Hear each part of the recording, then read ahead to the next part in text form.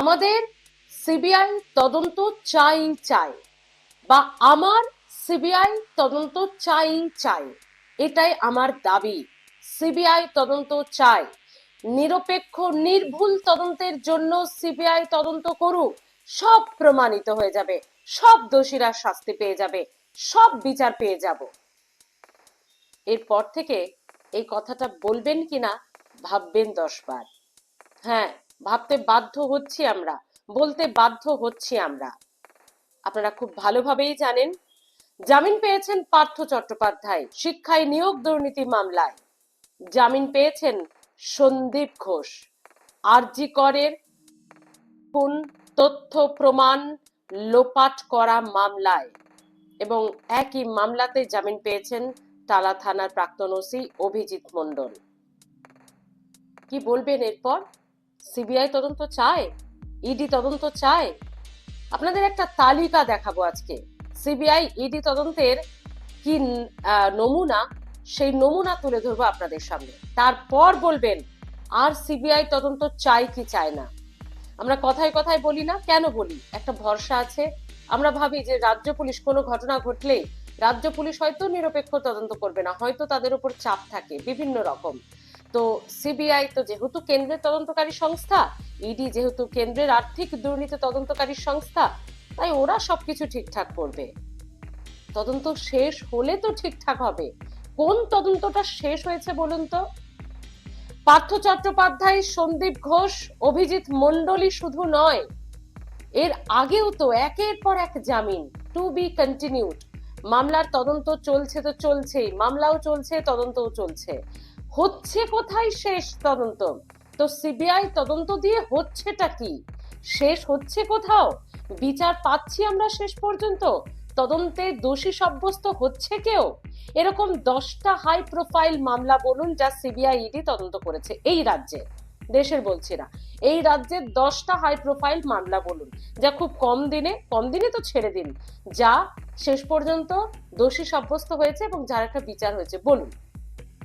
হয়তো কয়েকটা হয়েছে, কিন্তু হাই প্রোফাইল মামলা আপনাকে খুঁজে বের করতে হবে, মোবাইল নেট ঘেটে, গুগল ঘেটে সার্চ করে, যে কোনটা সিবিআই সফলতার সঙ্গে, হ্যাঁ একটা দাড়ি পূর্ণচ্ছেদ পড়েছে, চলো শেষ হলো, বিচার হলো, এই তদন্তে এই দোষী প্রমাণিত হলো। কোথায়? পার্থ চট্টোপাধ্যায়কে গ্রেফতার করা হয়েছিল 2022 সালের 23শে জুলাই। ইডি তাকে গ্রেফতার করেছিল। 27 মাস ধরে পার্থ চট্টোপাধ্যায় জেলবন্দি। না, যেহেতু ইডি গ্রেফতার করার পর এই 2024 সালের এই চলতি বছরের 1 অক্টোবর সিবিআই আবার তাকে গ্রেফতার করে। ফলে ইডি মামলাতে জামিন পেয়েছেন পার্থ চট্টোপাধ্যায়, কিন্তু সিবিআই তদন্ত যেহেতু চলছে, সিবিআই যেহেতু তাকে গ্রেফতার করেছিল, তাই এখনই তার জেল মুক্তি নয়। কিন্তু ইতিমধ্যেই বলে দেওয়া হয়েছে যে 1 ফেব্রুয়ারি 2025-এর মধ্যে এই পুরো বিষয়টিতে কিন্তু জামিন পেয়ে যাবেন, হয়তো জেল মুক্তির সম্ভাবনাও রয়েছে পার্থ চট্টোপাধ্যায়। তো 27 মাস ধরে হলোটা কি বলুন তো? 27 মাস ধরে হলোটা কি? একবার এসএসকেএম হাসপাতালে ভর্তি, একবার প্রেসিডেন্সি জেল হাসপাতালে ভর্তি, একবার অসুস্থ হলেন, এবং পার্থ চট্টোপাধ্যায় বললেন 27 মাস ধরে, 25 মাস ধরে, 2 বছর ধরে আমি জেলে বন্দী রয়েছি, অসুস্থ হচ্ছি, বিচার হচ্ছে কই, আমার বিচার হচ্ছে কই? তো এখনো পর্যন্ত বিচারের নমুনা হলো ইডি কেসে, যা 2022-এর 23শে জুলাই গ্রেফতার করেছিল ইডি। ওই ইডি কেসে পার্থ চট্টোপাধ্যায় জামিন পেয়ে গেলেন। সিবিআই কেস সেটাও তো চলছে, বছরের পর বছর চলছে।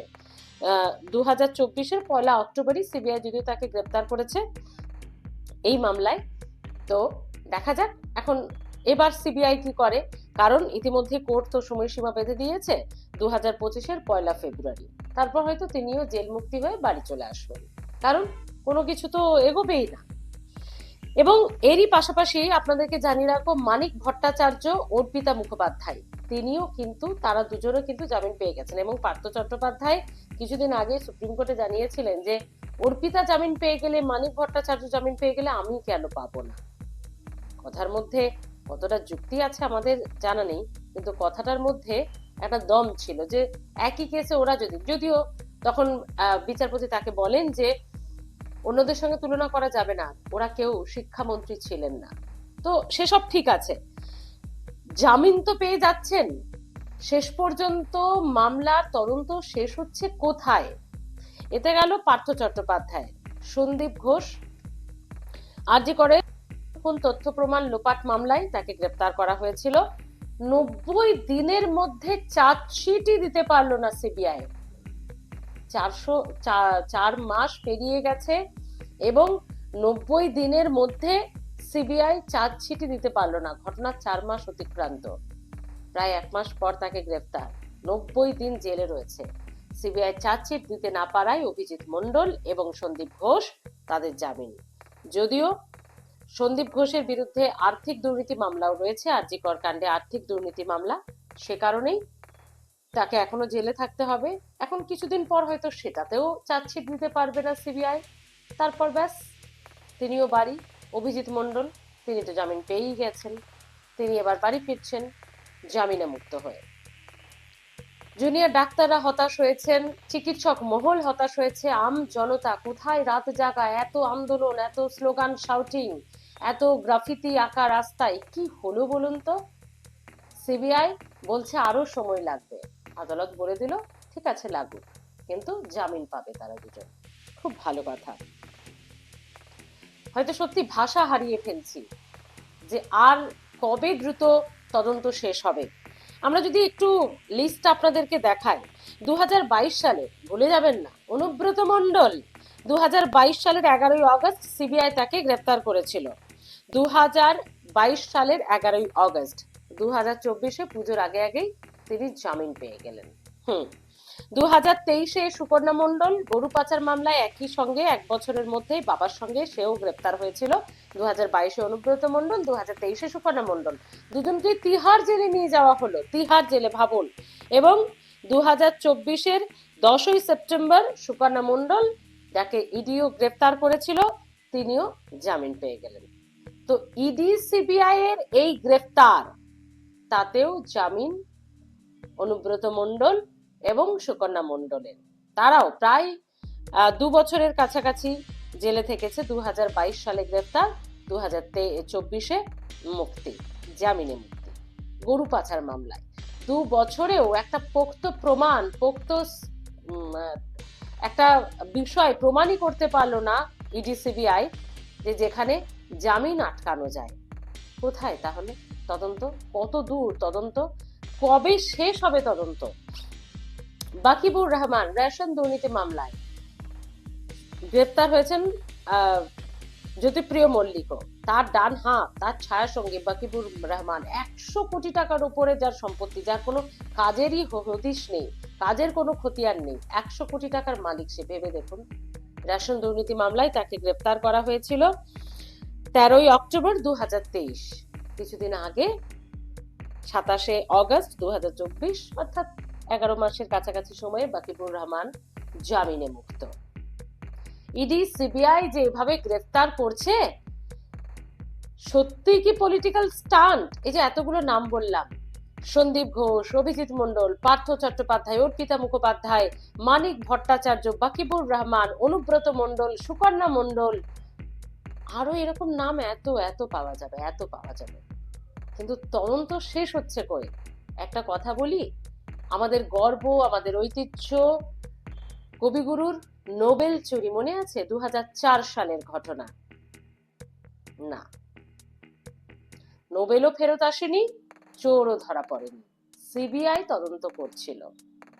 20 বছর হয়ে গেল, 20 বছর হয়ে গেল, 2004 থেকে 2024। কোথায়? সব খাতা বন্ধ হয়ে গেছে। নোবেল কোথায় চলে গেছে কেউ জানে না। চোর বাবাজিও খুব সুন্দর ঘুরে বেড়াচ্ছে, মিউজিয়াম থেকে তার নোবেল চুরি হয়ে গেল। ভাবতে পারছেন? ভারতের গর্ব, বিশ্বের গর্ব, বাঙালির গর্ব, রবীন্দ্রনাথ ঠাকুরের সেই ঐতিহাসিক নোবেল চুরি। তো বন্ধুরা, এটাই বলার ছিল। শাসক দল যে বারবার অভিযোগ করছে সিবিআই, ইডি কেন্দ্রীয় তদন্তকারী সংস্থা হলেও তারা পলিটিক্যালি ব্যবহৃত হচ্ছে। যখনই কোনো গন্ডগোল হচ্ছে, যখনই কাউকে তুলতে হচ্ছে, সিবিআই ইডি দিয়ে তুলিয়ে দেওয়া হচ্ছে। এটা অভিযোগ করছে বারবার খোদ মুখ্যমন্ত্রী মমতা বন্দ্যোপাধ্যায়, অভিষেক বন্দ্যোপাধ্যায় থেকে তৃণমূলের তাবড় নেতাদের এই কথা বলতে শোনা গেছে। আজ কি প্রমাণিত হলো সেটা বড় কথা নয়, সেই কথাটা কোথাও একটা বিচ্ছে তো সকলের কানে, কোথাও মনে হচ্ছে তো যে সিবিআই ইডি তাহলে করছেটা কি? 1 বছর, 2 বছর, 1.5 বছর এত দিন ধরে তারা তদন্ত চালিয়ে যাচ্ছে, অবশেষে জামিনে মুক্তি, অবশেষে জামিনে মুক্তি। তাহলে মানুষের তো আস্থা ভরসায় উঠে যাবে সিবিআই ইডির তরফ থেকে। আর আপনি চাইবেন কথায় কথায় সিবিআই তদন্ত চাই, সিবিআই তদন্ত চাই। আরে কিছুদিন আগে মমতা বন্দ্যোপাধ্যায় যখন সময় চেয়েছিলেন, এই আরজিকর মামলাটা নিয়েই বলি, যে 2-5 দিন যদি সময় দিত তাহলে পুলিশ নিশ্চয়ই একটা কিছু করতো। তার আমি তো সময় চেয়েছিলাম, তা 5 দিন, তার আগেই সিবিআই তদন্ত ঘোষণা করে দেওয়া হলো। কথাটা কোথাও কি সত্যি মনে হচ্ছে? দেখুন, রাজ্য পুলিশ নিরপেক্ষ হোক না হোক, তারা ঘুষ খায়, তাদের উপর পলিটিক্যালি প্রেশার থাকে, শাসক দলের প্রেশার থাকে, তারা নিরপেক্ষ নয়, সব ঠিক আছে। কিন্তু সিবিআই গ্রেফতার করেই বা করছেটা কি? বিচার পাচ্ছেন আপনি? দোষী সাব্যস্ত হচ্ছে কেউ? আরজি করের মতো হাই প্রোফাইল, হাই ভোল্টেজ একটা মামলাতেও জামিন পাওয়া যায়। আর কি চাই বলুন? সিবিআই বলেছে তদন্তের সময় লাগবে। আমি স্পিচলেস। এই জামিনের পর আমার আর কিছু বলার নেই। বলবেন এবার আপনারা, আর কি সিবিআই তদন্ত চাইবেন? প্রথম প্রশ্ন। আর দ্বিতীয় প্রশ্ন, ইডি সিবিআই সত্যি কি পলিটিক্যালি ব্যবহৃত হয় আমাদের রাজ্যে? যে অভিযোগ বারবার তৃণমূল করছে, সেটাই কি তাহলে কোথাও গিয়ে একটা সত্যি ঠাউরাচ্ছে? কিভাবে দেখছেন আপনারা? অবশ্যই জানাবেন আপনাদের মতামত। আপনাদের কমেন্টের আশায় থাকলাম। ভালো থাকুন।